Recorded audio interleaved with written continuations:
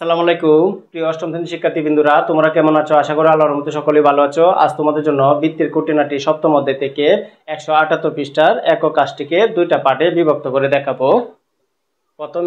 প্রথম পার্টে আমি 1 ও 2 এই চিত্র থেকে কিভাবে ক্ষেত্রফলগুলো বের করতে হয় এটা দেখাবো।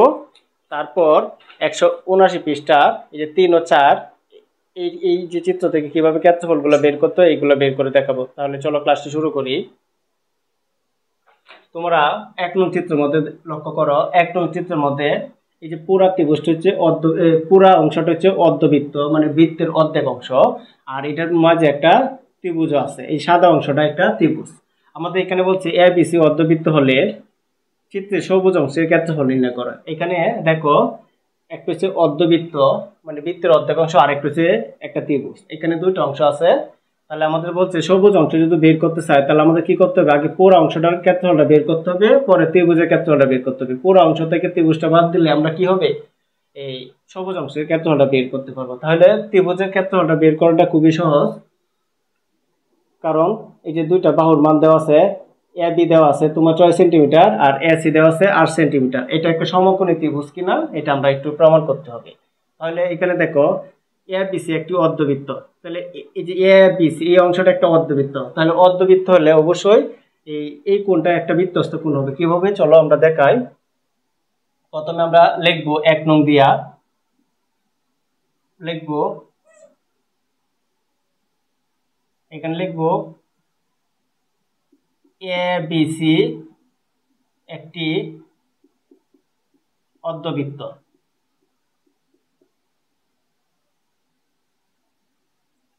এবিসি একটা অর্ধবৃত্ত। যদি এবিসি একটি অর্ধবৃত্ত হয় তাহলে আমরা বলতে পারি বিএসি একটি অর্ধবৃত্তস্থ কোণ। তাহলে আমরা বলতে পারি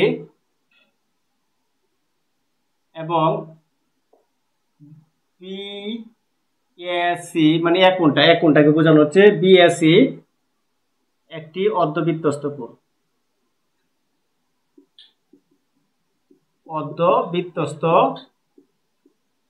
কোণ।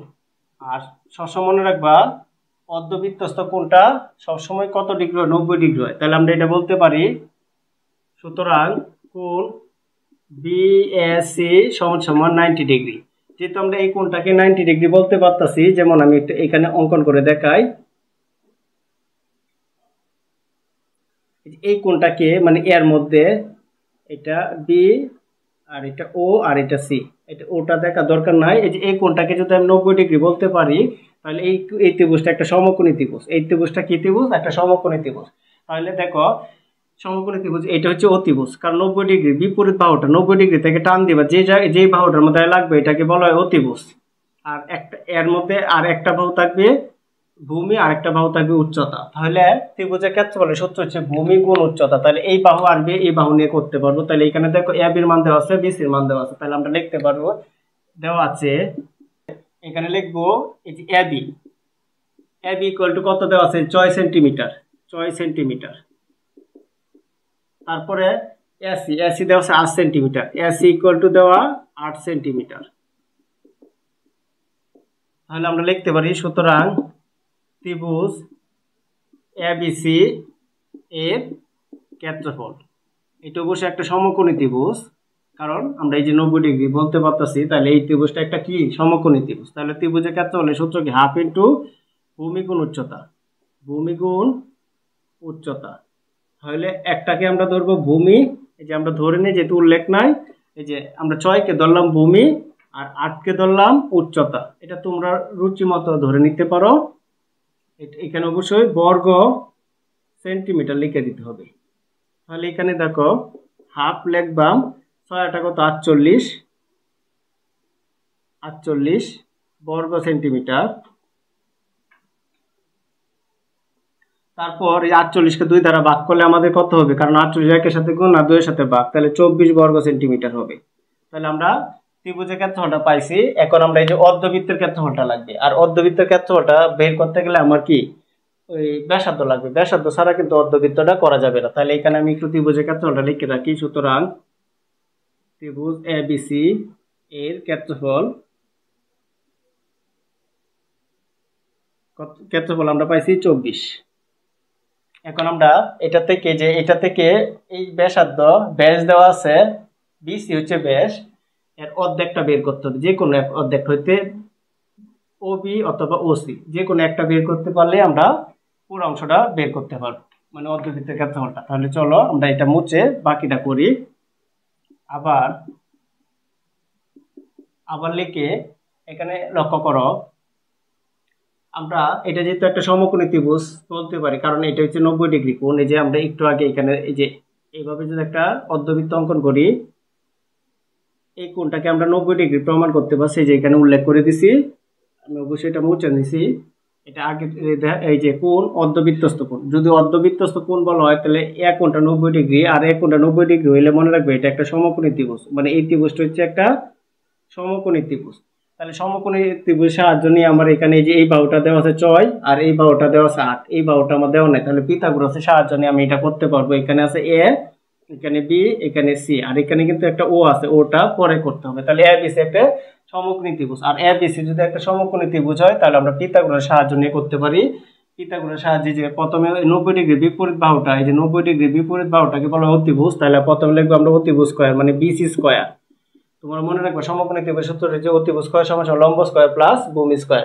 তাহলে এই যে অতিভুজ স্কয়ার, আর আমরা এটাকে ধরলাম, এই যে এটাকে ধরলাম লম্ব এস স্কয়ার প্লাস, আর এটাকে ধরলাম ভূমি হচ্ছে A B square.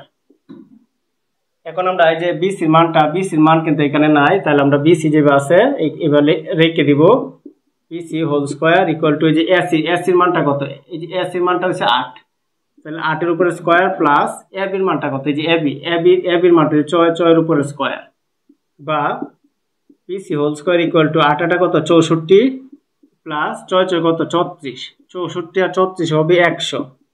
BC whole square equal to এটা এই দুইটা যোগ করলে হবে 100, পরে পাওয়ারটা ওই পাশে গেলে রোড হয়ে যাবে, বা বিসি ইকুয়াল টু রোড 100। 100 কে যদি রোড করো তাহলে সুতরাং বিসি মানটা পাবো কত 10।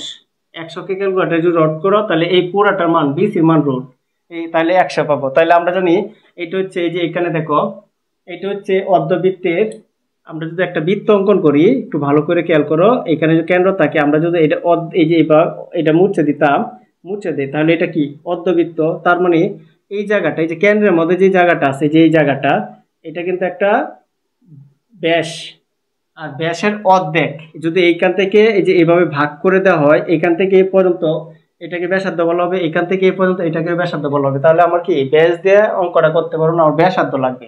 তাহলে ব্যাসার্ধ বাইর করতে গেলে আমার কি করতে হবে, মানে এই যে ওবি অথবা ওসি মানটা বের করতে হবে। তাহলে এইখান থেকে বের করে নিই, সুতরাং আমরা বলতে পারি যে বিসি ইকুয়াল টু, বিসি কে 2 তে ভাগ করলে আমরা কি পাবো ওবি, এই যে ওবি অথবা ওসি। তাহলে আমরা লিখতে পারি OB equal to OC equal to ব্যাসার্ধটা ব্যাস কত 10, 10 এর 2 তে ভাগ করলে আমরা কত পাবো 5 সেন্টিমিটার। তাহলে আমরা বলতে পারি এখানেও 5 সেন্টিমিটার, এখানেও 5 সেন্টিমিটার, এই যে আমার ব্যাসার্ধটা পেয়ে গেছি। এখন আমরা অর্ধবৃত্তের ক্ষেত্রফলটা করে নিব।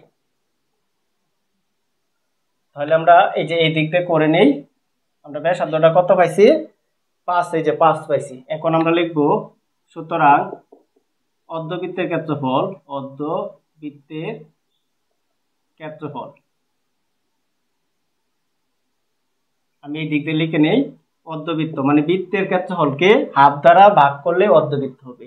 তাহলে বৃত্তের ক্ষেত্রফল সূত্র হিসেবে পাই আর স্কয়ার, এই যে হাফ ইন্টু পাই আর স্কয়ার। তাহলে আমরা এই যে হাফটা লিখলাম ইন্টু, তাহলে এখানে দেখো এই যে পায়ের মানটা কিন্তু আমরা জানি 3.1416 ইন্টু আর এর মানটা কত পাইছি, আর এর মানটা এই যে 5 পাইছি, কারণ এই যে এখানে লক্ষ্য করো এই যে পুরো অংশটাকে ব্যাসার্ধ ব্যাস বলা হয়, ব্যাসের অর্ধেকটা হচ্ছে ব্যাসার্ধ।